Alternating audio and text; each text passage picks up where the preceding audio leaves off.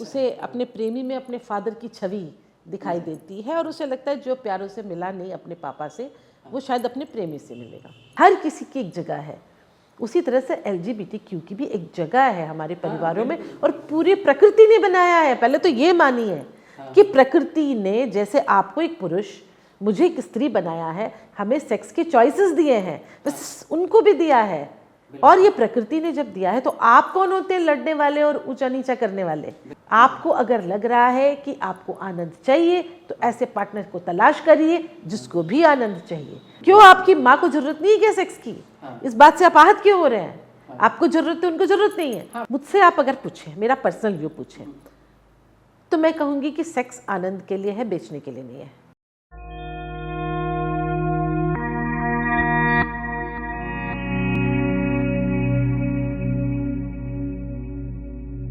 नमस्कार दोस्तों, मैं हूं संजय सेफर्ट। मैं एक लेखक हूं, एक ट्रैवलर हूं और अलग अलग तरह के लोगों से मिलता रहता हूं। आज मुलाकात के इस एपिसोड में मेरे साथ हैं जयंती रंगनाथन मैम, जो कि एक लेखिका हैं, एक संपादक हैं और बहुत सारी और बहुत तरह तरह की विधाओं पर इन्होंने काफ़ी कुछ लिखा हुआ है। तो स्वागत है मैम आपका मुलाकात में। Thank you Sanjay. शुरू से ही शुरू करते हैं। मुलाकात के इस एपिसोड का मकसद है कि हम लोग एक दूसरे से मिल पाएँ, बातें कर पाएँ।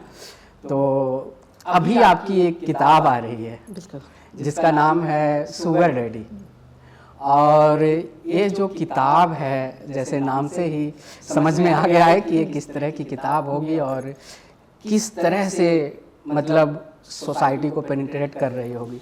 तो यह किताब भी रूह की प्यास, कामुकता का उत्सव, या फिर जो एक और किताब थी रेड लाइट, उसी जेनर की किताब है या फिर उससे अलग है? आप इसके बारे में हमें कुछ बताएं। बिल्कुल, जैसे शुगर डैडी के नाम से ही हाँ बिल्कुल सुबुगाहट तो हो ही जाती है बिल्कुल क्या है, लेकिन ये वो है नहीं। अच्छा। दरअसल जब ये आइडिया आया था कि मैं शुगर डैडी लिखूंगी, मैं एक लड़की को जानती थी जो 18-19 साल की थी और उसकी माँ मेरी सहेली हुआ करती थी। तो अचानक उस लड़की ने एक दिन मुझसे कहा कि उसे एक 51 साल के आदमी से मोहब्बत हो गई है, प्रेम हो गया है। बिल्कुल, मैं उस आदमी से मिली नहीं, लेकिन उसने मोबाइल में तस्वीरें वगैरह दिखाई थी। तो एकदम अक्षय कुमार जैसा लुक था, स्टबल दाढ़ी वाड़ी और सफ़ेद दाढ़ी मूछें।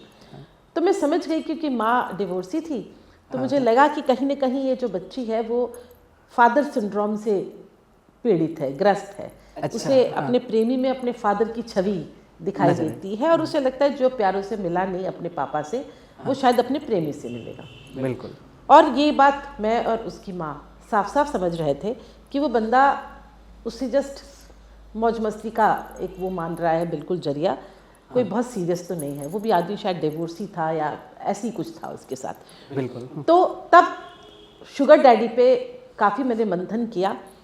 उस लड़की के जरिए जो है मैंने जानने की कोशिश की उसके मन में क्या चल रहा है और क्यों कर वो लड़की जो है अपने से उम्र में लगभग तिगुने बड़ी उम्र के एक बंदे के साथ एसोसिएट हो रही है। बिल्कुल, ये कहानी का प्लॉट सालों से चल रहा था और मैं सोच रही थी इस पर मैं एक सामाजिक कहानी लिखूंगी।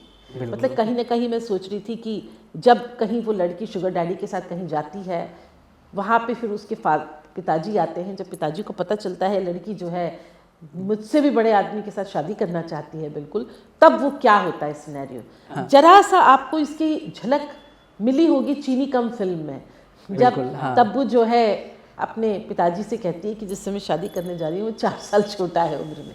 तो आप इमेजिन कर सकते हैं कि एक क्या एक गुजरती है। हालांकि तब्बू में एक काफ़ी ठीक ठाक उम्र की लड़की थी, 30-35 साल की। बिल्कुल, बिल्कुल। वो एक मेच्योर उम्र होती है, लेकिन 18-19 साल मेच्योर उम्र नहीं होती। हाँ बिल्कुल। लेकिन जब मैं शुगर डैडी की कहानी बुनने बैठी तो मुझे लगा कि मुझे सिंपल इसे एक सामाजिक उपन्यास की तरह नहीं लिखना चाहिए। और मुझे ये भी लगा कि मेरी कलम जो है सामाजिक उपन्यासों पे थोड़ी कम चलती है। तो मैंने अपनी पसंद के मुताबिक इसे एक मर्डर मिस्ट्री बना दिया। बिल्कुल, मैंने जो है इस पूरे कहानी में प्लॉट कमोबेश वही है। वो लड़की भी वही है मायरा, वो जो बंदा है शुगर डैडी वो भी वही है, 51 साल का बंदा। और दोनों गए हुए हैं शिमला के पास एक रिजॉर्ट में छुट्टी बिताने और जो भी कुछ करने। वहाँ पे मर्डर हो जाता है बिल्कुल। वाह। तो वहाँ से फिर मैंने सारे ये बिंदु तो मैंने यही चुने हैं कि वो लड़की क्यों आकर्षित होती है और बंदा जो है इतना पैसे वाला है तो क्यों एक लड़की को लेके आया है, और उसकी ज़िंदगी में और कौन कौन है, कौन कौन क्या क्या षड्यंत्र कर रहा है बिल्कुल, और आखिरकार इस मर्डर के पीछे कौन है। तो बहुत दिलचस्प ढंग से मैंने इसे गूंथ दिया बिल्कुल, क्योंकि मुझे लगा कि मुझे लिखते हुए मज़ा आना चाहिए, तभी पाठक भी मजा कर पाएंगे उसका, वरना तो कोई मतलब नहीं है। बिल्कुल आपकी बाकी किताबों की तरह निसंदेह लोग इसे पसंद करेंगे। लेकिन मैं ये जानना चाहता हूँ कि ये जो लेखन है आपकी जो छवि है, जैसे हम शुरू से देखते आए हैं, तो एक संपादक की रही है। आप मुंबई में रही हो चाहे फिर दिल्ली आई, तो वहाँ आप हमेशा एज ए संपादक आपने प्रतिष्ठा हासिल की, आपने बहुत सारा काम किया, आपने बहुत सारे आयाम तोड़े जी। तो यह यात्रा कैसी रही, और बाद में मैं ये भी जानना चाहूँगा कि कैसे हिंदी साहित्य में आना हुआ। बिल्कुल, तो फिर ये यात्रा की जब मैं बात करूँ ना तो मुझे थोड़ा पहले जाना होगा। हाँ, बिल्कुल। थोड़ा क्या, थोड़ा बहुत पहले जाना होगा। हाँ। क्योंकि देखिए सही बात तो ये है कि मैं जिस वक्त बड़ी हो रही थी तब तक हिंदी मीडिया में करियर बनाना जो है मेरे जैसी छोटी शहर की लड़की के लिए तो ये एक उपाय या एक विकल्प था ही नहीं, हम जानते ही नहीं थे। हाँ, मीडिया में बहुत कम लड़कियां नहीं, विकल्प हो सकता है, हमें पता ही नहीं था बिल्कुल। हाँ। तो भाई मैं तो बचपन में कहानियाँ लिखती थी, क्योंकि कहानियाँ लिखने का शौक था या मैं लिख लेती थी बिल्कुल।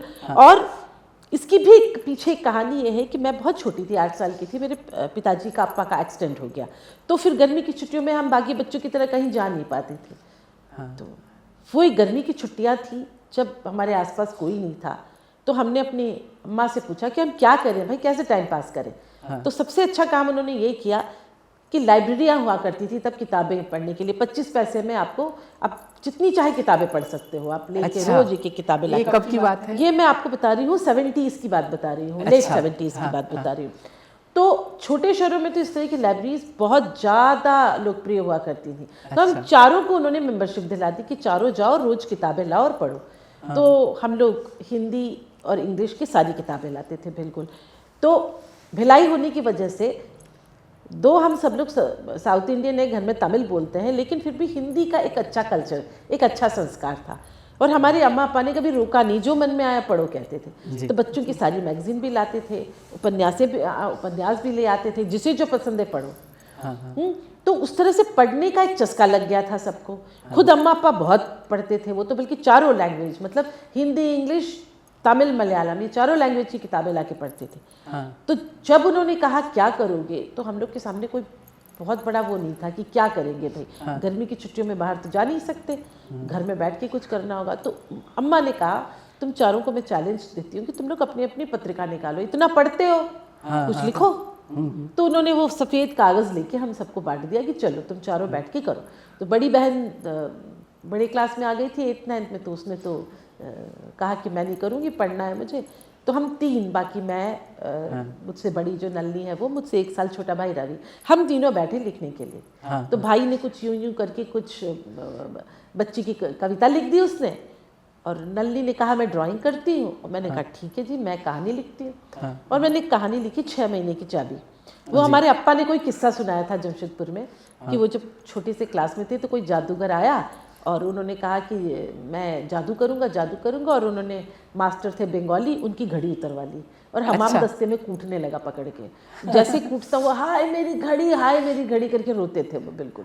तो कूट काट के जो है जब बिल्कुल चूरा कर दिया, वो बिल्कुल गिरने को हुए, तब उसने अपनी जेब से निकाल के वो घड़ी उनको दे दी बिल्कुल। तो ये एक मज़ेदार एक किस्सा सुनाया था। तो मैंने वही कि तब आपको पता है ना कि हर महीने चाबी भरनी पड़ती थी। तो उसने कहा कि मैं ये कर दूंगा तो 6 महीने आपको चाबी भरने की जरूरत नहीं। तो ये कहानी लिख के मैंने सबको पढ़ के सुनाया शाम को। तो अप्पा हमारे बड़े गदगद हो गए, बोले बहुत अच्छी लिखी है तुमने कहानी, मज़ेदार है। मैं तब 6ठी क्लास में पढ़ती थी, क्लास 6 में पढ़ती थी। इस तरह से आपकी पहली तो ये पहली कहानी मैंने लिखी।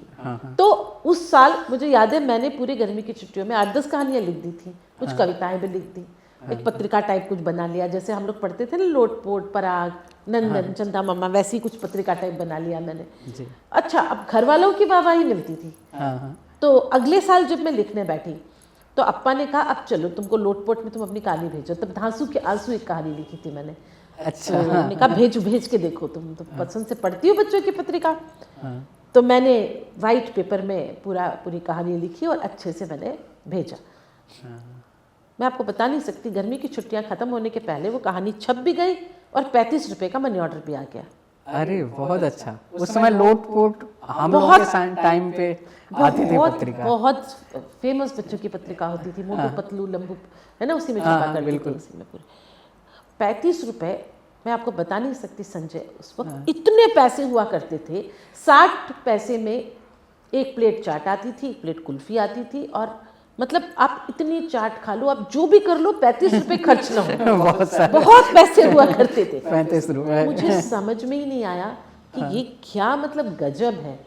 आप अपनी कुछ कहानी आप लिख रहे हो, वो छाप रहे हो और आपको पैसे भी मिल रहे हैं। तो उस तरह से एक मुझे पता चला कि ये भी एक दुनिया है और ऐसा भी होता है कहानी से।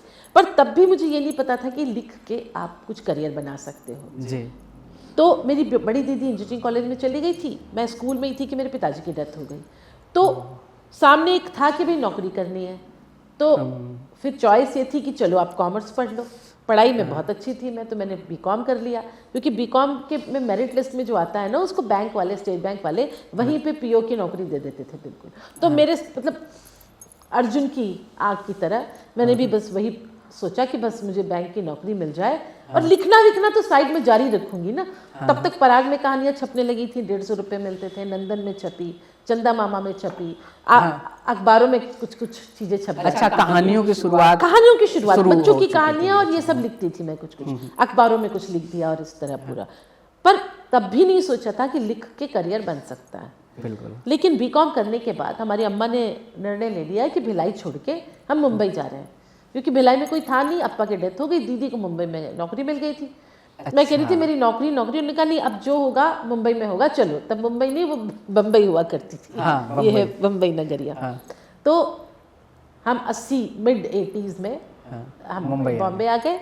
मैंने वहाँ एमकॉम में एडमिशन लिया और मैंने कहा चलो अब यहाँ बैंक के एग्ज़ाम की तैयारी करती हूँ। तो बैंक के एग्ज़ाम दिए, तो बैंक में मेरा पहला वो हुआ, इंटरव्यू हुआ।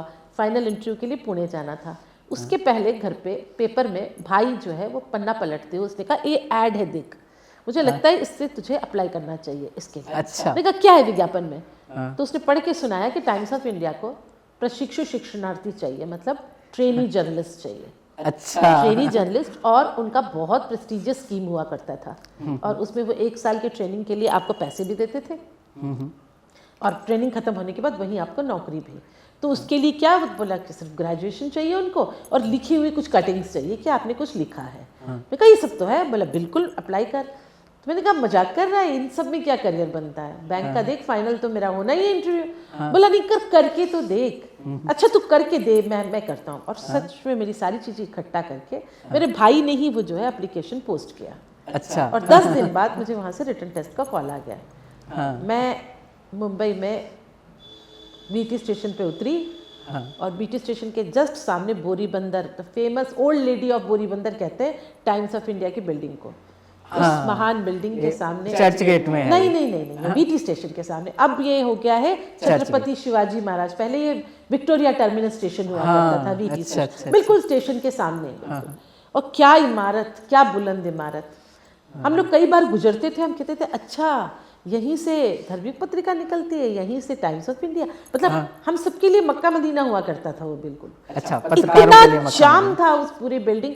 भैया पत्रकार इस ज्यादा हम पढ़ने वाले थे ना, तो पढ़ के आपका एक कनेक्शन बनता है। धर्मयुग पढ़ते थे, धर्मयुग हम लोगों के लिए तो ऐसा होता था, ऐसी पत्रिका थी जो जिसे पढ़ के हम हिंदी सीखते थे, है ना। तो उस तरह की पत्रिका हुआ करती थी बिल्कुल। तो उस बिल्डिंग के अंदर जाके मैंने रिटन टेस्ट दिया, फिर पहला इंटरव्यू हुआ, फिर दूसरा इंटरव्यू तो मेरा भारती जी ने खुद लिया। धर्मवीर भारती उस समय धर्मयुग के संपादक हुआ करते थे। और धर्मयुग जो है ऐसी पत्रिका थी जो 5 लाख कॉपीज प्रति सप्ताह उसका सर्कुलेशन था उस समय पे। 80 के आसपास, मिड 80 उससे पहले और भी, मतलब क्या युग था, हमने स्वर्णिम युग देखा है बिल्कुल। तो मुझे पता नहीं था, मैं 20 साल की थी, बल्कि मुझे नौकरी मिली है और फिर मैं 20 साल की हुई हूँ एक्चुअली। तो मैं वहाँ गई, वो मुझे देख के बोलने लगे अच्छा तुम हो, जयंती? बोले जी मैं हूँ जयंती। बोले तुमने ये लिखा है? अच्छा, काफ़ी बात करने के बाद तुमने कहा कि ये रंगनाथन क्या है? मैंने कहा जी मेरे अप्पा का नाम है और मेरा सरनेम है। बोले तो तुम तमिल भाषी? मैंने कहा। बोले अच्छा, तो तुम तो हिंदी बोल रही हो बहुत अच्छी। तुम्हें तमिल आती भी है कि ऐसी? मैंने कहा ना ரொம்ப நன்னா பேசுவேன் சார், என்ன வேணா கேட்டு கேளுங்க, நான் அப்படியே உங்களுக்கு பதில் சொல்லுவேன்। वो जो हंसे मैं आपको बता नहीं सकती। और डॉक्टर भारती की हंसी जो है वो वर्ल्ड फेमस। संयोग की बात है कि 2 दिन पहले भारती जी का जन्मदिवस मनाया गया और 2 साल बाद वो 100 साल के हो जाएंगे। तो अब धर्मयुग के जितने भी हम लोग हैं जिन्होंने धर्मयुग में काम किया, हम सब ये सेलिब्रेट कर रहे हैं एक्चुअली। सहयोग की बात है तो मैंने बात बता दी। बिल्कुल। वो हंसे, मैं भी हंसी। और उसके बाद जब मैं मेरा सिलेक्शन हो गया, ट्रेनिंग मतलब ट्रेनिंग बन गई वहाँ पे जर्नलिस्ट, तब जाके मुझे पता चला कि ये कितना मुश्किल इम्तहान होता है। इस इंटरव्यू में देश भर के लोग आते हैं और वो एक लंबा कड़ा एक कड़ी। बट चलिए अच्छा है, मुझे मेरी शुरुआत धर्मयुग से हो गई। और यह भी अच्छा रहा कि घर में किसी ने नहीं कहा कि तुम बैंक की नौकरी छोड़ के मीडिया में क्यों आई। हालांकि हमारे कई साउथ इंडियन रिश्तेदार जो है वो आए घर में अम्मा को बरगलाने कि ये तो बहुत गलत फील्ड है, हमारे घर की लड़कियां ये सब काम नहीं करती ये जर्नलिज्म क्या करियर होता है ये तो। लेकिन आपको तो ऐसा आपकी छवि है कि आप जो बहुत सारे ऐसे आयाम हैं जो जिससे लोग दूर रहते हैं, खासकर स्त्रियां, आप उसमें उसको तोड़ने के लिए माहिर हैं। अरे वो संजय, यही तो मजे की बात है कि जब मैं वहाँ जा रही थी, जब मैं प्रवेश, मुझे नहीं पता था कि इस दुनिया में अंतर क्या होता है। मैं तो बस इसलिए जा रही थी कि मुझे वो काम करने को मिलेगा जो मुझे बहुत पसंद है। मुझे लिखना पसंद है, मिलना पसंद है, लोगों से बोलना पसंद है, और उसके लिए मुझे पैसे मिल रहे हैं भाई। तो मतलब आज की तारीख में आप यूथ को कहते हो, थ्री इडियट और सारी जितनी फिल्में आती हैं आपकी छिछोरे, वो कहती हैं आपसे कि बच्चों को वही काम करना चाहिए उनके दिल में जो हो, है ना। तो और आप दिल की कर पा रहे थे, सबसे बड़ी बात भाई। कॉमर्स पढ़ लिया, कर लिया, पर इतने साल बाद पीछे मुड़ के देखती हूँ संजय, मैं उस दिन का शुक्रिया अदा करती हूँ कि मैं बैंकिंग में नहीं गई, मैं उस नौकरी में गई जहाँ आज भी नौकरी पर जाते हुए मुझे बड़ा मजा आता है। मुझे लगता है रोज एक नया दिन है, रोज कुछ नया करने को मिलेगा, नया लिखने को मिलेगा, नए लोग मिलेंगे। ये चार्म है इस नौकरी तो का। अभी भी आपका जो संपादन है एज ए एडिटर, आप एसोसिएट एडिटर हैं हिंदुस्तान, मैं एग्जीक्यूटिव एडिटर हूँ हिंदुस्तान में। जी जी। हाँ, और फिर इतनी सारी किताबें आ रही हैं, जो ये लेखन में पैनापन है, चाहे जो धार कह सकते हैं, जो लेखन में धार है, आप बहुत ही स्पष्ट रूप से, जैसे जो किताब आपने संपादित किया कामुकता का उत्सव, उसने बहुत ज़्यादा हलचल मचाई। लोग सोचने पर मजबूर हुए कि ये किस तरह का उत्सव है। तो ये जो लेखन में पैनापन है, वो ऐसा तो नहीं कि वहाँ मीडिया से आ रहा है, पत्रकारिता से आ रहा है? बिल्कुल बिल्कुल, ये इस वजह से भी आ रहा है कि मैं कभी किसी को जवाब देने के लिए बाध्य नहीं रही हूँ। देखिए, मेरे साथ बहुत सारी जितनी भी महिलाएं हैं, मेरी सीनियर भी महिलाएं, मुझे याद है जब मेरा पहला उपन्यास आया था सन 2000 में राजकमल प्रकाशन से, आसपास से गुजरते हुए, राजेंद्र यादव ने बहुत पसंद किया था, उन्होंने रिकमेंड भी किया था बहुत लोगों को। तो मेरे पास मैत्री जी का फ़ोन आया, मैत्री पुष्पा जी का, पद्मा सचदेव का फ़ोन आया, और भी कई लोगों का आया। उन्होंने कहा जयंती सैल्यूट। मैं उस वक्त बहुत कम उम्र की थी, 31-32 साल की थी बिल्कुल। तो उन्होंने कहा कि कैसे तुमने लिखा। तो ये भी उन्होंने कहा कि हम तो चाह के भी नहीं लिख सकते ऐसे, क्योंकि हमें इतने लोगों को जो है उत्तर देना पड़ता है, हम बंधे हुए हैं। घर में घरवाली होते हैं जो कहते हैं तब बोल्ड मत लिखो। आज भी मेरी कई समवयस्क है लेखिकाएं, वो कहती हैं हम बोल्ड नहीं लिख पाते, हमारे पति हमसे सवाल करते हैं, हमारी सास करती है, हमारे बच्चे करते हैं, वो करते हैं, ये करते हैं। एक बहुत अच्छी बात है कि मुझसे कोई सवाल नहीं करता और मैं किसी को जवाब नहीं देती, मैं उससे उठी हुई हूँ। दूसरे, ये उत्तर भारत और दक्षिण भारत का भी फर्क है। आपका यहाँ जो पुरुषवादी समाज है ना, जो पेट्रियार्की, और मैं जहाँ से आती हूँ मातृसत्तात्मक परिवार से, मैं ट्रियार्की से आती हूँ, तो हम लोगों को तो नानी माँ की जमीन में भी हिस्सा मिलता है जायदाद में। अच्छा। और हमारे परिवारों में एक स्वतंत्र माहौल होता है बिल्कुल। उस तरह से लड़कियों को दबा के और यही काम करना, ये नहीं करना, ऐसे नहीं पाला जाता बिल्कुल। इसका भी बहुत फर्क पड़ा है। और मेरे माता पिता की परवरिश का भी। मेरे पिताजी रशिया से पढ़ के आए थे, तो बिल्कुल वो नास्तिक थे, पूजा पाठ में यकीन नहीं करते थे और कहते थे ऐसा कोई काम नहीं है जो मेरी बेटियां नहीं कर सकती। वो बिल्कुल वही वाला हाल है जो अभी हम फिल्मों में देख रहे हैं ना। तो उस तरह के माहौल का मुझे बहुत, मेरे परवरिश और मेरी सोच में बहुत फ़र्क पड़ा।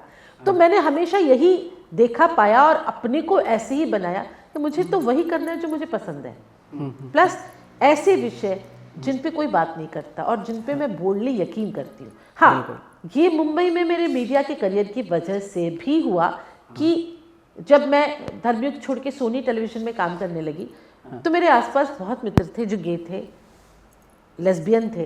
तो LGBTQ इस पूरी कम्युनिटी को मैंने बहुत नज़दीक से देखा जी। वहाँ कई मेरी मित्र थी जो बिना शादी के आराम से रह रही थी, कुछ थी जो लिव इन में रह रही थी।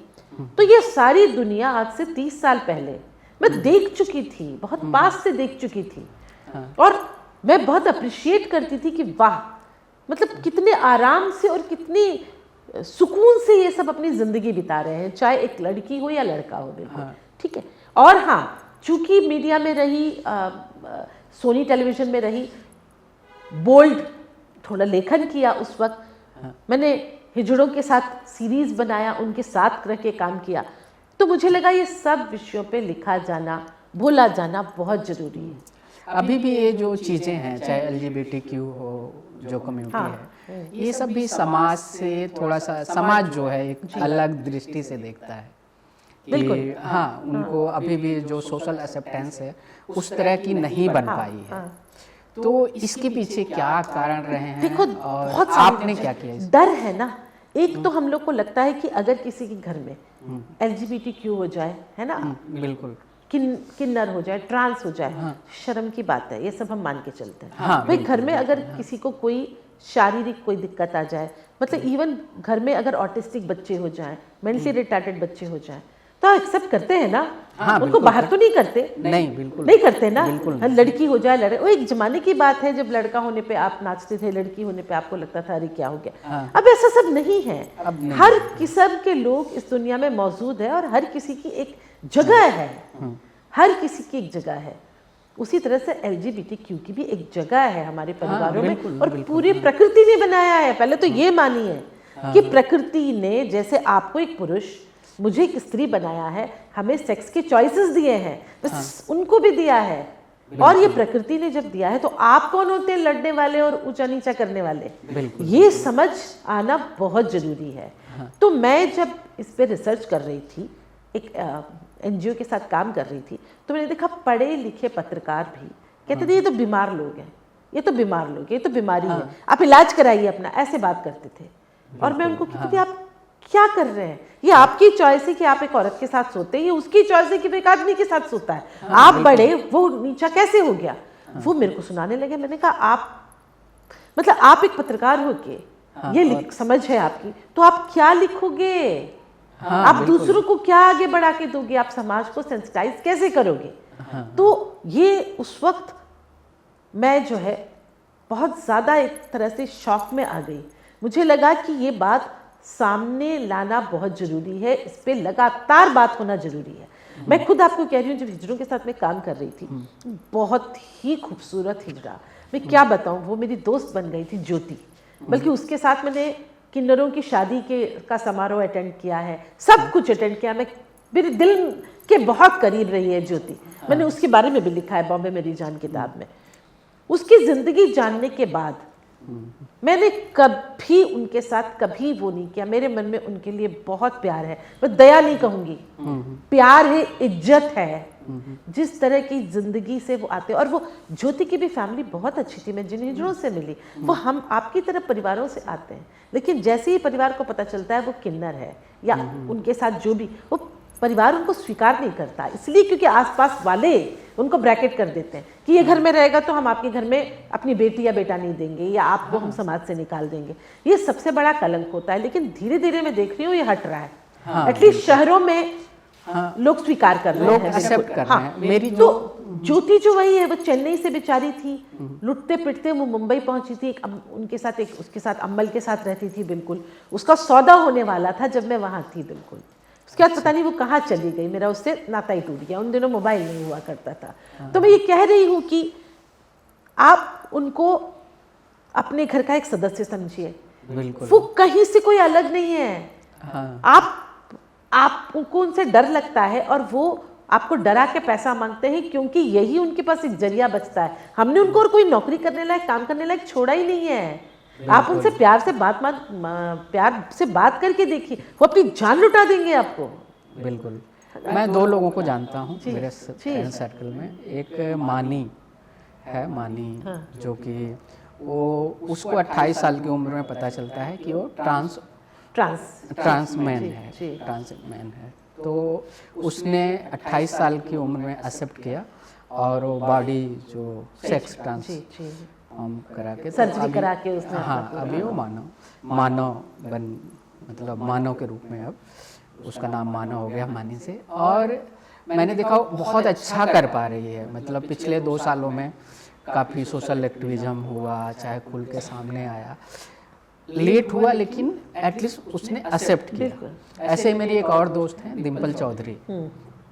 तो डिम्पल के साथ भी, वो भी मीडिया में ही थी, काम करती थी, लेकिन वो लेस्बियन थी, लेकिन उसको समझ में नहीं आ रहा था कि कैसे अपने आप को उस समाज के में जाहिर करे जहाँ पर बहुत सारी पूर्व भावनाएं हैं।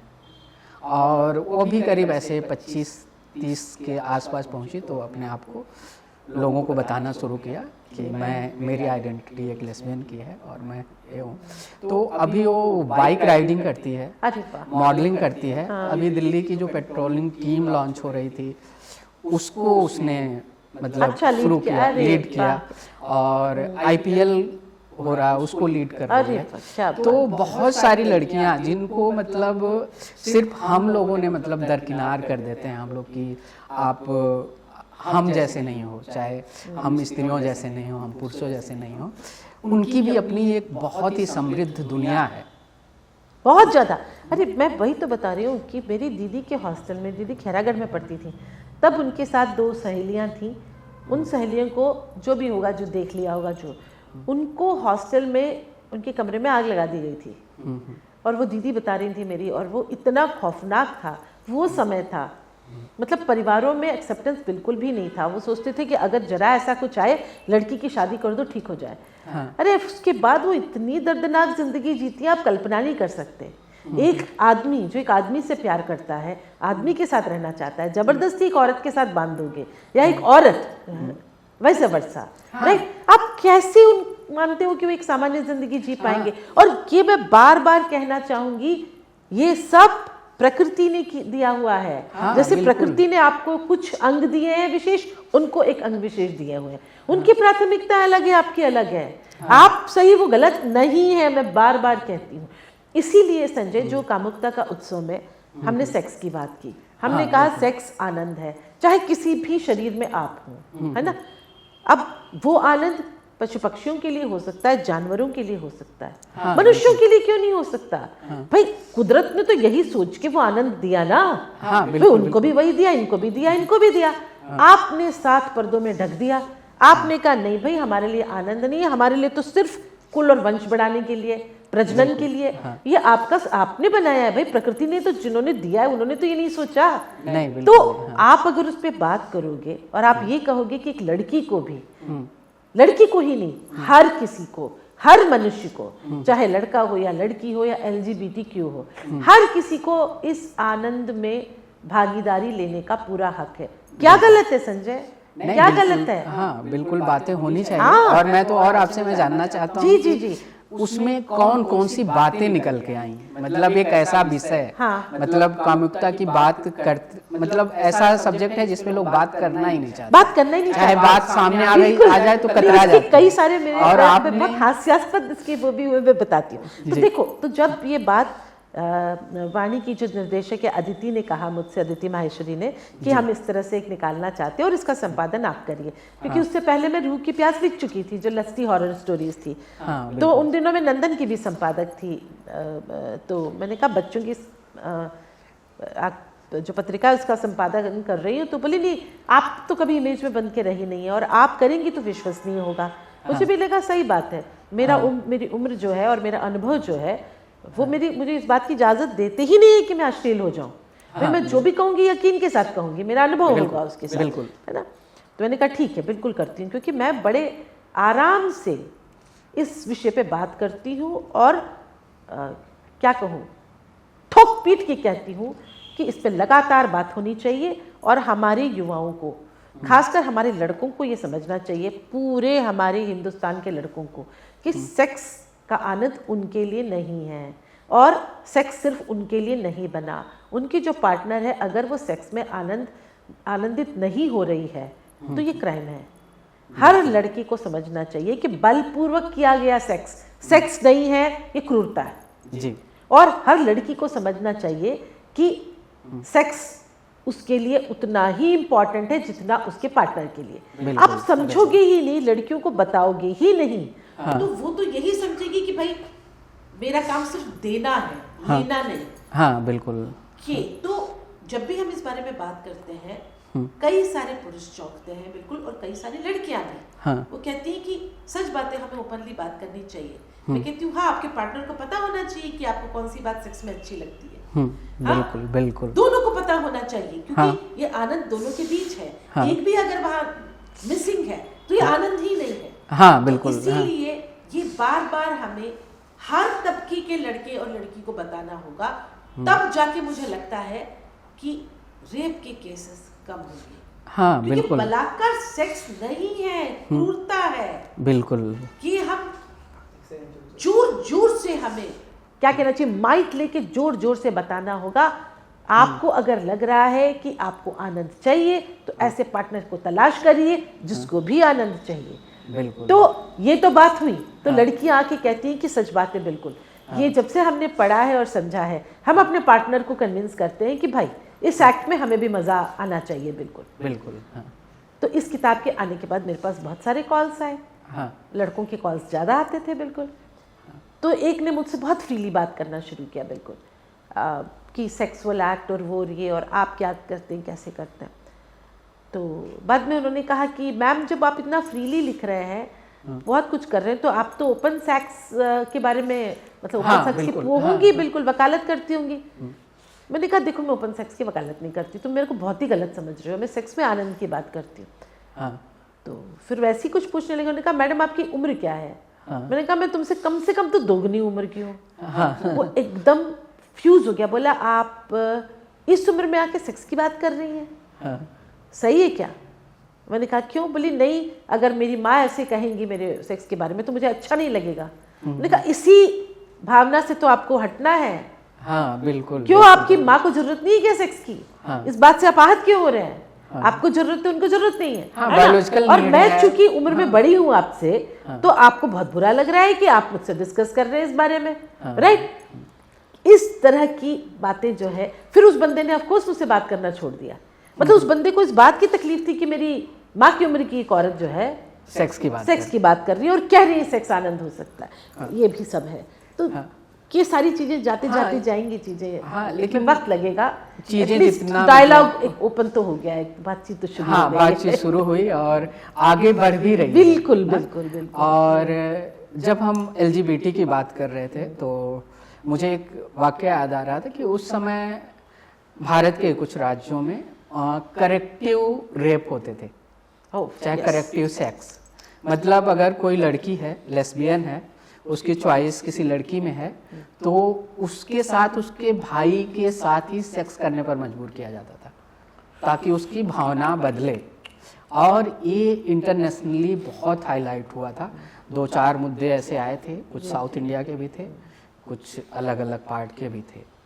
तो इस देश में, मतलब जहाँ पर इस तरह की चीज़ें हैं, किसी का गे होना अभिशाप है, किसी का लेस्बियन होना अभिशाप है, और अगर कोई लड़की किसी लड़की के साथ अपना पार्टनरशिप बनाती है, जाती है, उससे अच्छा वो लोग ये सोचते हैं कि ये मानसिक फितूर है, इसको किसी लड़के के संसर्ग में लाया जाए।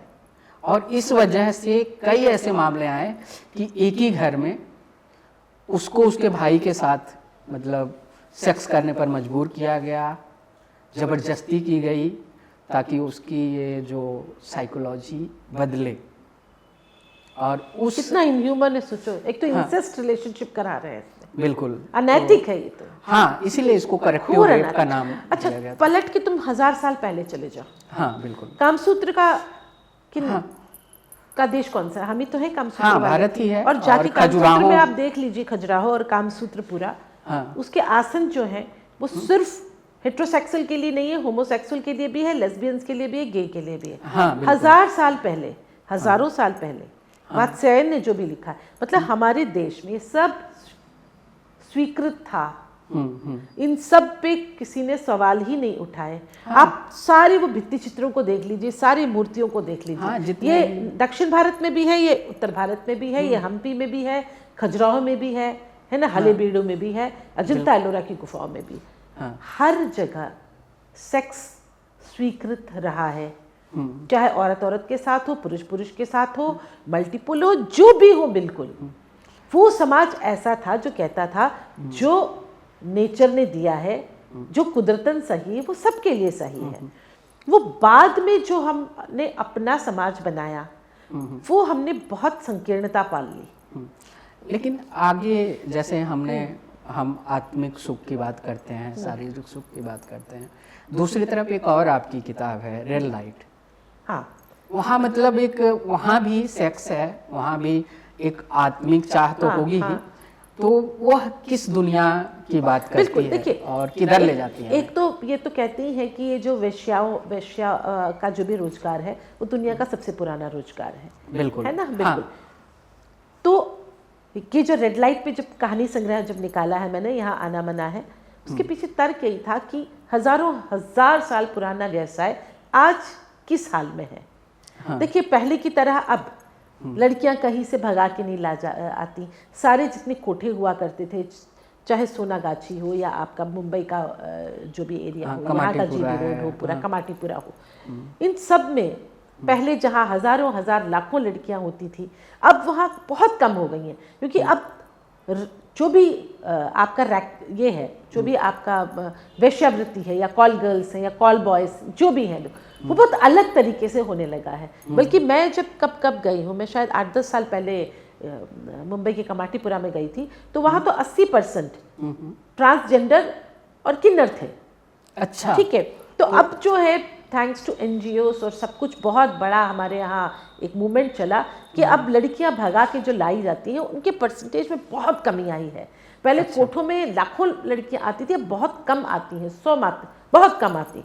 अब ज़्यादातर लड़कियां या लड़के या किन्नर या ट्रांस जो इस पेशे में है, वो अपनी मर्जी से आते हैं। मतलब अगर मैं कहूँ 90%। तो अभी भारत में मैं ये समझना चाहता हूँ कि वेश्यावृत्ति जिसे हम कहते हैं, उसका लीगल स्टेटस क्या है? नहीं, लीगल तो देखिए, अभी तो लीगल तो दिया नहीं है इन्होंने, पर ये है कि अब आप उनको पहले की तरह जो है जेल में उसमें नहीं डाल सकते आप। पर अभी भी वेश्यावृत्ति को हमने एक लीगल उद्योग के स्टेज में नहीं डाला। हालांकि बहुत सारी है, मुझे याद है सोनागाछी की जितनी वेश्याएं हैं, हजारों वेश्याएं मोर्चा लेके गई थी और कह रही थी हमें लीगल स्टेट दो, पर नहीं दिया है, वो नहीं दिया है, अभी तक नहीं हुआ। जैसे कई देश हैं, यूरोप के देश है, अमेरिका है ना, वहाँ पे। तो अब मैं आपको बता रही हूँ हमारे यहाँ क्या होता है। हमारे यहाँ जो है अब सोशल मीडिया के थ्रू और बहुत बड़े नेटवर्क के थ्रू ये सब काम बहुत धूमधाम से चल रहा है, इसमें कोई कमी नहीं आई है। और यहाँ भी मैं आपको बता दूं कि अब लड़के लड़कियाँ अपनी मर्जी से इस प्रोफेशन में पैसा कमाने के लिए उतर रहे हैं। हाँ, बिल्कुल, है ना? मतलब कॉलेज में पढ़ने वाले लड़के लड़कियां हैं तो उनको लगता है पॉकेट मनी मिल जाए,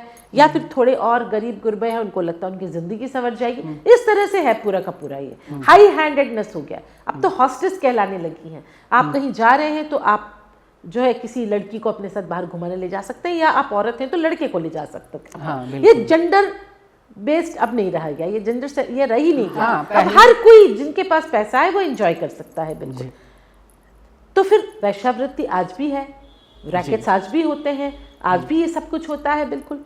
तो ये उस संग्रह के माध्यम से मैं जानना चाह रही थी कि अब आज की ये सब कहाँ पे है और कैसे करते हैं। बिल्कुल ठीक है। ये अब बात हो रही है लीगलाइज करने की। तो अमेरिका जैसे देशों में जहाँ लीगलाइज्ड है, जहाँ बिल्कुल मतलब आप लाइसेंस लेके आप कॉल गर्ल बन सकते हैं, कॉल बॉयज बन सकते हैं। और अच्छा। आप यहाँ देखिए थाईलैंड वगैरह में टॉय बॉय चलते हैं, जहाँ पे आपके सेक्स वर्कर करते हैं, sex worker basically sex worker करते हैं। हमारे यहाँ इसलिए मुश्किल है क्योंकि हमारे यहाँ आज भी वोट बैंक बहुत तगड़ा है, बिल्कुल पॉलिटिक्स इसमें आड़े आ जाता है। जैसे आपको पता है कि मुंबई में बियर बार बालाएं कितनी कितनी फेमस हुआ करती थी।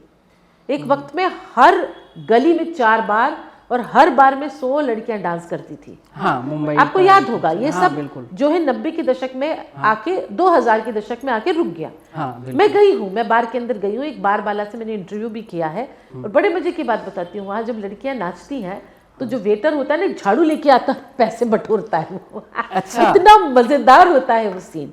हाँ। और वहां भी वो जो लड़कियां जो बार में डांस करती हैं, जरूरी नहीं है कि वो पेशा करें। वहां पे ग्राउंड फ्लोर पे डांस होता है, फर्स्ट फ्लोर में चाहो तो आप रिझा सकते हैं, बाकी आप चाहो तो कोई ग्राहक आपको पैसा दे रहा है तो आप जा सकते हैं। ये लड़कियों के ऊपर होता है कि वो अपने लिए क्या काम चुने। प्योर उन पे बेस होता है वो, ये नहीं जबरदस्ती कोई नहीं करता वहां पे। लेकिन वहां भी पॉलिटिक्स की वजह से, मतलब कोई पार्टी बदल गई थी, कोई नेता आ गए थे, उन्होंने शायद बहुत पैसों की मांग की लाइसेंस रेडियो करने के लिए, वो पैसे नहीं दे पाए 600-700 करोड़, तो उन्होंने कहा बार बंद कर देते हैं। तो सारी बार बालाएं उसके बाद वहां से दुबई और मिडिल ईस्ट शिफ्ट कर गई। बिल्कुल हालत खराब हो गई, जो भी काम वो करती होंगी। क्योंकि मैंने उनका जब इंटरव्यू किया, मैंने पूरा नेक्सस देखा था। इस पूरे इसके चलते इतने लोगों को काम मिला हुआ था, टैक्सी वाले जो आने जाने वाले रात को, उनको टेलर्स है उनको मिला हुआ था, इतने लोगों का पेट भरा करती थी ये। भाई सही गलत के आप जुमले में अगर ना फंसे तो जो आदमियों के पास, जिनके पास पैसा है, वो अय्याशी के लिए जा रहा है, वो लुटा रहा है और उससे किसी का घर चल रहा है। बिल्कुल। आज भी वो आदमी लुटा रहा है, मैं ये नहीं कह रही हूँ कि आज वो आदमी लुटा नहीं रहा, बहुत अच्छा बन गया, संत हो गया, ये नहीं है वो। है ना, माध्यम बदल गया, उसका रूट बदल गया है। बिल्कुल बिल्कुल। तो ये पूरा किस्सा बियर बार का किस्सा हुआ, ये हुआ। तो हमने देखा कि किस तरह से ये सारी चीजें बदलती हैं। जब भारत आज़ाद हुआ तो ये जो वेश्यावृत्ति जो कोठे जिनकी हमको माटी पूरा हुआ, देखिए सब जगह था ना। तब आप ये देखिए ना, तो मैं पिछले साल यहाँ पे हेरिटेज वॉक के लिए गई थी, पूरी जहाँ से ये पूरी कॉल गर्ल्स और तब मुजरे वालियाँ जहाँ पे रहा करती थी वो सब। देखिए मुजरे वालियाँ बहुत फेमस हुआ करती थी, उनके पास ताकत बहुत हुआ करती थी। बल्कि अगर हीरा मंडी में आपने देखा होगा तो बड़े बड़े परिवार के लोग लड़कों को वहाँ भेजते थे आदाब और कुछ अदाएँ सीखने के लिए और थोड़े से अदब कायदे सीखने के लिए। और वहाँ भी पूरा मनोरंजन होता था उनका, गाना वाना जो भी है पूरा का पूरा। तो अंग्रेजों को लगा कि भाई ये तो बहुत मजबूत हो रही है, और 87 की जो क्रांति थी पूरी, उसके पीछे यही लोग थी, इनके पीछे ताकत बहुत थी इनकी। हाँ, आप देखिए ना पूरा हीरा मंडी में सारी आपको बातें समझ में आएंगी। तो उन्होंने उसको जबरदस्ती कुचलने के लिए उनके ऊपर तमाम तरह की पाबंदियां लगा दी, तमाम तरह के उन पे वो कर दिया। उनको कहा कि इनको हम लाइसेंस लेना होगा या जो भी है उनके ऊपर वो लगा दिया। बहुत है ना, सैनिक जाया करती थी और वो जाया करती थी। तो इस तरह से उन्होंने बहुत क्या कहें क्रमबद्ध तरीके से कोठों को उन्होंने वो कर दिया, बिल्कुल कोठों को उन्होंने डिस्ट्रॉय कर दिया और उसको बिल्कुल डंडी खाना बना के छोड़ दिया। तो देश जब आज़ाद हुआ, बनारस हुआ, मुंबई, जितने भी महानगर है जहाँ पे लोग काम करने, नौकरी करने घर से बाहर निकल के जाते थे, भाई उनको अपनी सेक्स की ये पूरा करने के लिए, हवस पूरा करने के लिए लड़कियों की जरूरत पड़ती ही थी।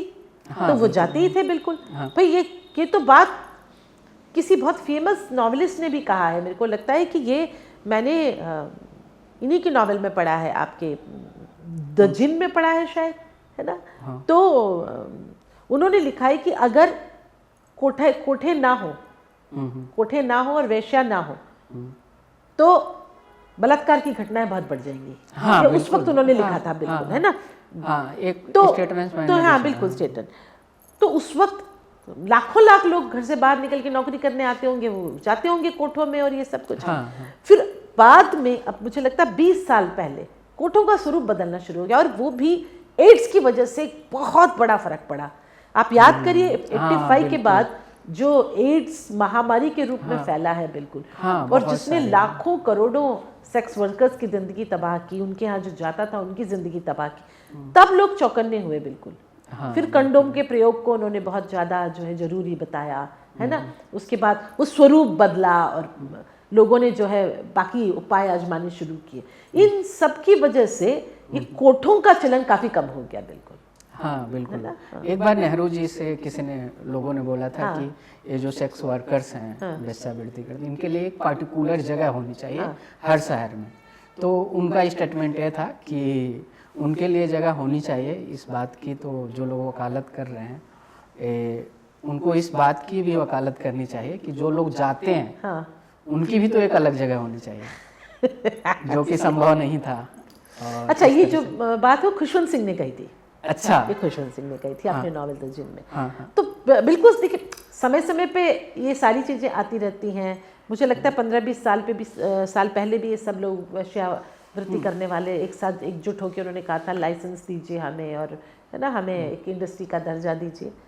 ये सब बातें पूरी हो नहीं पाई थी, और अब तो मुझे लगता है कि पॉलिटिक्स इन्वॉल्व है तो ये सब बातें नहीं हो पाएंगी। तो आपको निजी तौर पे क्या लगता है कि मतलब वेश्यावृत्ति चाहे कोठे ये सब स्ट्रक्चर्ड होने चाहिए भारत जैसे देश में? देखिए, अगर आप अपनी मर्जी से कोई काम कर रहे हैं तो इसमें आपको कोई मना नहीं कर सकता जी। मुझसे आप अगर पूछें, मेरा पर्सनल व्यू पूछें, तो मैं कहूँगी कि सेक्स आनंद के लिए है, बेचने के लिए नहीं है। बिल्कुल। राइट? आप कोई भी नौकरी करिए, पैसे कमाने के बहुत जरिए हैं और भी। सेक्स अपने पार्टनर के साथ आनंद लेने के लिए करिए। तो उसको जब आप वेश्यावृत्ति के वहां तक पहुंचा देते हैं ना, तब सारी समस्याएं वहीं से उत्पन्न होती हैं। बिल्कुल। हाँ, बिल्कुल। राइट? ये मेरा अपना व्यू है। हाँ। कि आप आनंद को बेचिए मत। जी। बिल्कुल। जो किताब आपकी रूह की प्यास जो थी, उसमें क्या था? वो एक अलग तरह की किताब वो अलग तरह की किताब थी। और वो कुछ हॉरर का ही वो चल रहा था। आज भी देखिए ना, हॉरर जो है सबसे ज्यादा लस्ट स्टोरी दिखने वाला जॉनर है। तो मैंने कहा था मैं हॉरर के साथ लस्ट वाला एंगल जोड़ूंगी। बिल्कुल। अच्छा। तो एक तरह से एडल्ट हॉरर स्टोरी कह सकते हैं। वो एक प्रयोग था। मजा भी आया। बिल्कुल। जैसे आजकल जो चल रहा है, तो उसमें बहुत सारी कहानियां थी। अच्छा, उस पर भी एक कहानी ये थी, मेरी एक मित्र हैं जो मीडिया में ही हैं, उन्होंने एक बार मुझे एक कहानी आके सुनाई कि उनकी पुणे में उनके साथ काम करने वाली दोस्त, तो शायद उन दिनों इंडियन एक्सप्रेस या कहीं काम कर रही थी ऑब्जर्वर पे। तो कहती है पुणे में वो अकेली रहती थी, करीब 32-33 साल की, शादी नहीं की थी। तो वो रिपोर्टिंग वगैरह करने जाती थी आर्ट एंड कल्चर का। तो एक बार वो कहीं किसी बैंड का रिपोर्ट करने गई। वहाँ पे एक बंदा उससे मिला जो बैंड में कुछ बजा रहा होगा। वो आके उससे मिला, उससे बात की, और उसने अपना कार्ड वार्ड भी दिया उसे, और दोनों में दोस्ती हो गई। और दोनों में ऐसी दोस्ती हो गई कि उसी दिन वो बंदी उसे अपने घर ले आई। और दोनों के बीच एकदम मतलब धुआंधार, ऐसा लग रहा था पता नहीं क्या, दोनों को हजारों साल पुरानी प्यास हवस उन दोनों के बीच है। तो उस बंदी ने बहुत एंजॉय किया, और वो बंदा कोई बाहर का आया हुआ था, गोरा जो भी है। बिल्कुल। तो उसके बाद दोनों की दोस्ती हो गई, वो वहीं रहने लगा जो भी था। बिल्कुल। और 3-4 दिन बाद उसने महसूस किया कि उस बंदे ने कहा होगा कि अंधेरे में उसकी आंखें बहुत चमकती थी, लाल चमकती थी उस बंदे की, और उसे लगता था बहुत वाइल्ड। वो अक्सर वो कहते थे तुम जानवर क्यों बन जाते हो। बिल्कुल। तो अब ठीक है, जो भी है। उसके बाद न्यू ईयर की पार्टी थी, 31। देखिए न्यू ईयर आने वाला है, तो 31 को पुणे के बहुत बड़े किसी जो भी वहाँ रहे होंगे, उनका फार्म हाउस था वहाँ के कुछ बड़े, उन्होंने उसको कहा कि आप आइए पार्टी में हमारे साथ। तो बोले कि मैं अपने दोस्त को लाऊंगी। तो बोला ठीक है, ले आइए दोस्त को भी। तो वो अपने स्कूटर में उस बंदे को बिठा के वहाँ लेके गई। तो वहाँ लेके गई, और केक वेक कट रहा होगा बिल्कुल आधी रात को। तो उनको बुलाया, आप भी आ गए केक काटने के लिए। तो केक काटने के लिए गई, और उसने पीछे मुड़ के कहा अरे तुम भी आओ। तो पीछे का हिस्सा पूरा अंधेरा था, जैसे अब पीछे मुड़ो तो अंधेरा हो। अंधेरे में उसको सिर्फ 2 चमकती हुई सियार की आंखें दिखी, लाल। और वो फ्रीज हो गई वहाँ। वो इतनी फ्रीज हुई कि उसको समझ में नहीं आया क्या हुआ, क्योंकि सिर्फ वहाँ वही बंदा खड़ा था। वही बंदा खड़ा था, और अब उसको चमकती हुई लाल आंखें सियार की दिख रही है वहाँ। वो एकदम कांपती दौड़ती भागती वहाँ आई वॉशरूम में, और तब तक अपने पैंट में ही जो है उसका निकल गया पूरा। भागती दौड़ती आई, इतनी डरी हुई थी। तो वॉशरूम में आके साफ वाफ किया, तो उसके साथ उसकी सहेली थी, वो भी आई दौड़ के, क्या हुआ, क्या हुआ तुम्हें, वॉमिटिंग क्या हुआ? तो उसका हाथ छू के देखा, बोला तेरा हाथ तो बहुत गर्म है। बोली हाँ, मेरे को समझ नहीं आ रहा। तो बोली अच्छा, मैं जिसके साथ आई थी तूने देखा उसको? बोला तू कहाँ किसी के साथ आई थी, तू तो अकेली आई थी। तो उसने कहा मैं अकेली आई थी। बोला हाँ, तू तो अकेली आई थी, तू तो बहुत दिनों से बोल रही है कि तेरी लाइफ में कोई है, मिला नहीं रही, आज लाने वाली थी मैं, इसलिए तो तेरे पीछे आई पूछने के लिए कि वो आया क्यों नहीं तेरा बॉयफ्रेंड। वो बहुत डर गई, हक्की बक्की। वो फिर अपने घर भी नहीं जा पाई, वो अपने दोस्त के घर ही चली गई, उसको लगा उसका एड्रेस तो वही है। और वो 2-3 दिन बाद जब होश से आया, पर्स में उसने वो कार्ड ढूंढा, उसका कार्ड मिल गया। वो कार्ड लेके नहीं, सबसे पहले तो मोबाइल में देखा कि मोबाइल में तो मैंने उस शो की फ़ोटो खींची थी 4 दिन पहले की, देखा तो वहाँ तक था, उस तरफ वो था ही नहीं कोई, मतलब वो बंदा था ही नहीं फ़ोटो में। फिर वो जो है उसके ऑफिस में गई, वहाँ पे वो जो कार्ड दिया, वहाँ बोला ऐसा नाम का तो कोई बंदा यहाँ है ही नहीं। वो बंदी जो है बहुत बीमार पड़ गई। वो बंदी असम में रहने वाली थी और समझ नहीं आता है ना क्या हुआ क्या नहीं, कैसे भाई हेलुसिनेशन है क्या है। तो मेरी जो मित्र है उसने बताया कि असम के रहने वाले लोग पूजा पाठ में और इस तरह के तंत्र मंत्र में बहुत यकीन करते हैं जी, राइट। तो उसने ये बात अपनी माँ को बताई होगी। तो जब वो घर गई अपने असम में, तो पता चला कि उनके घर में हवन चालू था और एक पंडित जी बैठे हुए थे। और जैसे ही उस लड़की ने घर में कदम रखा, पंडित जी ने कहा ये अकेली नहीं आई है, अपने साथ किसी और को भी लेके आइए, एक खूंखार जानवर को भी लेके आइए जो कहीं उसने देखा और उसके प्रति आसक्त हो गया बिल्कुल। अब लड़की की कहानी को यहीं रहने देते हैं। तो मित्र ने जब मुझे ये कहानी बताई, मेरी मित्र ने, मेरे रोंगटे खड़े हो गए। मैंने कहा अरे क्या ये सच्ची कहानी थी? क्या सच्ची कहानी? उसने तो कहा सच्ची कहानी थी, वो तो पूरा बता रही थी। बोली मेरे भी रोंगटे खड़े हो गए बिल्कुल। और मैंने कहा अभी कहाँ है? तो कहती नहीं अभी तो ठीक है, तो पर पूना छोड़ दिया है, कहीं और चली गई नौकरी करने, शायद कलकत्ता वगैरह चली गई।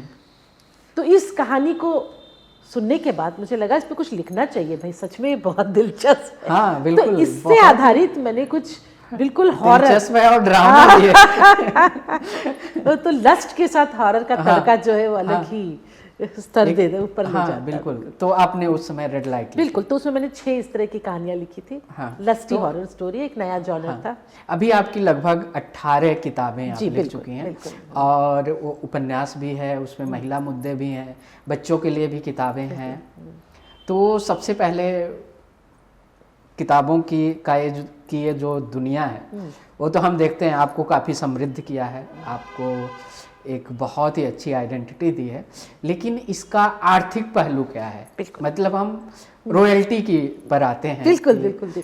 उस संबंध में थोड़ा सा संजय, इस मामले में थोड़ी सी मैं कहूँ किस्मत वाली रही हूँ। चूँकि मैं नौकरी करती रही हूँ और अच्छी नौकरियों में रही हूँ, तो मुझे कभी एक फ्रीलांस लेखक की तरह इस बात पर निर्भर होना नहीं पड़ा कि भाई किताबें कुछ कमाएं तो मैं रोटी खाऊं। मैं शायद नौकरी करते हुए लिख इसीलिए लेती हूँ क्योंकि लिखने से मुझे बहुत एनर्जी मिलती है। ये मेरा एक किस्म से स्ट्रेस बस्टर है। मुझे लिख के बहुत मज़ा आता है ना। तो जैसे मैं जब मुंबई में थी, जब मैं सोनी के लिए काम कर रही थी, मैंने बहुत सारे सीरियल्स लिखे। तो ऑफ कोर्स सीरियल लिखने के बहुत पैसे मिलते हैं। तो कहानियाँ लिखने के जो मिल जाते हैं मिलते हैं।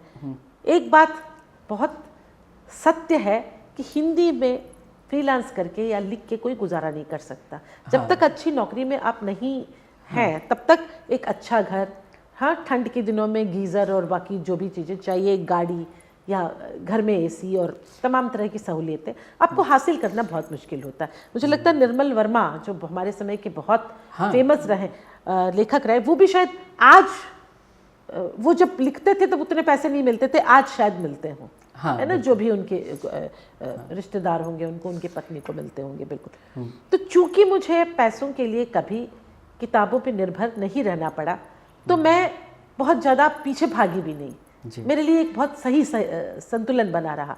लेकिन फिर भी मैं कहूँगी कि जैसे मेरा उपन्यास शैडो जो हिंदी युगम से ही आया 3 साल पहले, उस पर फिल्म बन रही है। तो फिल्म जब बनती है तो बहुत अच्छे पैसे मिलते हैं आपको, है ना। तो अगर आपकी कहानी की किताब है, आपके उपन्यास है, उस पर फिल्म बन रही है, वेब सीरीज बन रही है, तब तो आपको बहुत अच्छे पैसे मिलते हैं। वरना रॉयल्टी मुझे नहीं लगता उससे कहीं बहुत आप खुश हो सकते हैं। वो शायद एक पार्टी के लायक मिलते होंगे आपको, या थोड़ा सा कुछ आप खरीद ले अपने लिए उस तरह से। लेकिन बच्चों के लिए जो मैंने किताबें लिखी हैं, जैसे मैं नेशनल बुक ट्रस्ट के लिए जो किताबें लिखी, उनकी रॉयल्टी इतनी आती है कि आप चौंक जाते हो। क्योंकि मेरी पिछली जो किताब थी भागसनी बाग, वो हरियाणा के स्कूल में लग गई थी।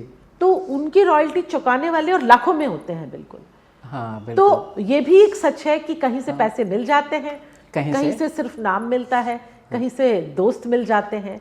और ये एक ऐसा दुष्चक्र है आज की तारीख में कि आपको अपनी किताब जो है उसके लिए खुद मेहनत करनी होती है बेचने के लिए। हाँ बिल्कुल। आपको मार्केटिंग करनी होती है और उसमें कोई बुराई नहीं है। हाँ। मैं मानती हूँ कि मार्केटिंग जो है हमारी जिंदगी का परम सत्य है। अगर हमारे अखबार में विज्ञापन नहीं छपेंगे तो हमें सैलरी नहीं मिलेगी। सही बात है। ये इतना पुराना और इतना सही सच है कि मैं उन संपादकों में नहीं हूं जो मैं कहूंगी कि ऐड नहीं छापूंगी, वो नहीं करूंगी। नहीं नहीं भाई, मैं तो पूरी मार्केटिंग से आवी हूँ। मुझे ऐड भी चाहिए, मुझे हर तरह का जो है वो भी चाहिए, संतुलन भी चाहिए, बिल्कुल। हाँ, लेकिन हाँ ये सच है कि बतौर संपादक मैं बिल्कुल कॉम्प्रोमाइज नहीं करती अपने लेखन से या अपने कंटेंट से। मैं छापूंगी वही जो मेरे पाठक पढ़ेंगे, बिल्कुल। लेकिन एडवर्टाइजमेंट चाहिए ताकि हम लोगों को सैलरी मिलती रहे और हमारे अखबार का सर्कुलेशन बना रहे। उसी तरह किताब बेचने के लिए अगर कोई लेखक लोगों से मिलता है, पब्लिसिटी करता है, बहुत जरूरी है करना, क्योंकि किसी को ही नहीं पता कि जयंती रंगनाथन जो है, जो शैडो लिख चुकी है या मेमराजी जिन्होंने लिखी या जो काम वासना की किताब लिखी है, अब शुगर डैडी ला रही है जो मर्डर मिस्ट्री है। तो मुझे बताना पड़ेगा हर माध्यम के जरिए कि किताब आई है और आप पढ़ना चाहें तो पढ़िए। बिल्कुल। तो इसमें कोई गलत नहीं है और बहुत अच्छी बात है ये संजय कि हम आज इस समय में हैं जहां हिंदी में पाठक फिर से लौट आए हैं। हिंदी के नए पाठक बने हैं। मतलब हिंदी ऐसे लोग दिख रहे हैं जिन्होंने हिंदी नहीं पढ़ी और जो कभी हिंदी लेखक बनने के लिए लेखक नहीं बने। वो या तो इंजीनियर है, चार्टर्ड अकाउंटेंट है, तमाम तरह के फील्ड में काम करते हुए लिख रहे हैं। तो पढ़ने वालों को आप अगर अच्छी चीज देंगे तो जरूर पढ़ेंगे लोग। और मुझे सबसे सुखद बात ये लगती है कि जो प्रिंटेड किताबें हैं इसके अलावा भी अभी किताबों के ऑडियो राइट्स बिकने लगे हैं, फिल्म राइट्स बिकते हैं ना, और तरह तरह के OTT में भी जा रही हैं किताबें। तो फिल्म जो बॉलीवुड है हर साल मतलब एक प्रोडक्शन हाउस है जो वो जो नई किताबें आती हैं उनकी पहले से वो 50-50 किताबों की कॉपीराइट रख लेते हैं कि फ्यूचर में इस पे कुछ बना पाएंगे। जी। कई बार ये अलग बात है कि उस पे नहीं बनती हैं। तो एक अच्छा भविष्य दिख रहा है हिंदी के लेखकों का भी और पाठकों की भी रुचि बढ़ रही है। तो नए लेखकों के लिए आप क्या सुझाव देना चाहेंगी जो लोग किताबें लिखना चाहते हैं, जो मर्डर मिस्ट्री लिखना चाहते हैं? और इस तरह की जो भी आपको पसंद है विषय उस पर लिखिए। लेकिन मेरा ये मानना है कि आप एक उपन्यास पढ़ते हैं और आपको लगता है कि इस तरह के उपन्यास कई आ रहे हैं और फेमस हो रहे हैं, आपको आप सिर्फ फेमस होने के लिए उस तरह का मत लिखिए जी। आपको हमेशा वो लिखना चाहिए जो आपको अच्छा लगे।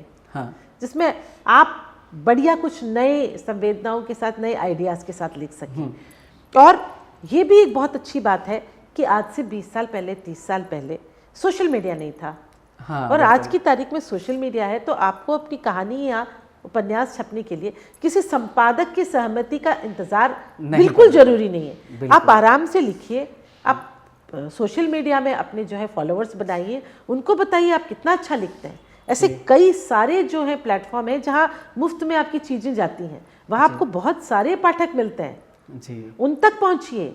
आप सोशल मीडिया में बताइए आप क्या लिख रहे हैं, वहां नंबर्स इकट्ठा करिए। और तमाम जितने प्रकाशक हैं ना, वो अपने लिए नए लेखक सोशल मीडिया के जरिए ही चुनते हैं।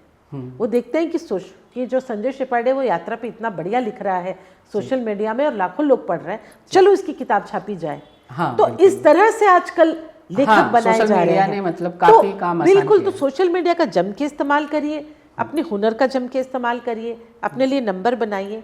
यहाँ एक बात और जरूर ध्यान में रखना पड़ेगा कि नंबर एक दिन में नहीं बनते। लगातार आपको लगना पड़ेगा। आप ये सोच के चलिए कि आज आप काम करना शुरू करेंगे तो साल 2 साल बाद आपको जरा सी उसमें रोशनी नजर आएगी। लेकिन लगे रहेंगे तो जरूर कामयाबी मिलेगी। बिल्कुल। अभी एक जो सब्जेक्ट है, जो बोल्ड लेखन की हम बात कर रहे थे, तो अभी मैंने देखा क्राइम थ्रिलर की बात खूब हो रही है और खूब सारी किताबें भी आ रही हैं। और बोल्ड लेखन को लेके भी एक मतलब लोगों में हलचल तो रहती है, लेकिन जो युवा लेखक है वो इस तरह के सब्जेक्ट उठाने से या तो डरता है या फिर वो अभी उस तरह की चीज़ों को समझ ही नहीं पा रहा है। तो युवाओं में बोल्ड लेखन को लेके बहुत कम दिलचस्पी दिखाई देती है। हो सकता है कि वो बोल्ड लेखन में उतने कंफर्टेबल ना हो। और एक तो ये हम हिंदी वालों ने बनाया भी है ना कि अगर आप क्राइम थ्रिलर लिख रहे हैं, बोल्ड लिख रहे हैं, तो साहित्य के अंतर्गत नहीं आता। तो जो भी हुआ चाहते हैं कि वो साहित्यकार बने, तो उनको लगता है कि हम अगर ऐसे विषय चुनेंगे तो शायद हमें कोई साहित्यकार नहीं मानेगा। पर यहाँ मैं युवाओं से कहूँगी कि उनको डरने की जरूरत नहीं है। हाँ। देखिए, आप सिर्फ बोल्ड बनने के लिए बोल्ड मत लिखिए। अंदर से आवाज आ रही है कि मैं बोल्ड लेखन में कुछ नया दे सकता हूँ, तब तो लिखिए, अदरवाइज आप मत चुनिए। अदरवाइज तो आप ऐसे ही विषय चुनिए जिसमें आप कंफर्टेबल हो। भाषा भी वही चुनिए जो आपकी भाषा हो। जबरदस्ती का आप उसमें लालित्य मत लाइए, पर जबरदस्ती का सस्तापन भी मत लाइए। जो आपकी भाषा है, जो लोग समझते हैं, जो पढ़ना चाहते हैं, आप उस भाषा में लिखिए। बिल्कुल। अभी तो वक्त है शुगर डैडी जो आपकी किताब आ रही है उसको सेलिब्रेट किया जाए और उसको। शुगर डैडी मेरी बहुत जल्द आ जाएगी। पुस्तक मेले में जो है हम उसका कवर भी लोकार्पण कर देंगे। हिंदुगम से आ रही है, मर्डर मिस्ट्री है, तो चूंकि शुगर डैडी नाम से आप समझ सकते हैं कि इसमें बिल्कुल काफी क्रिस्प होगी और हमेशा की तरह इस बार भी कुछ नया जानने सुनने को मिलेगा। तो दोस्तों, अभी हम बात कर रहे थे जयंती रंगनाथन से, जो कि एक सब प्रसिद्ध लेखिका हैं, संपादक हैं। इनसे इनके जीवन के अलग अलग मुद्दों, अलग अलग इनकी लिखी किताबों और तरह तरह के विविधतापूर्ण विषयों पर बात हुई। मुलाकात के अगले एपिसोड में ऐसे ही किसी और बड़े व्यक्तित्व से हम आपको मिलाएंगे। फिलहाल अभी के लिए आप सभी का शुक्रिया। Thank you ma'am. My pleasure.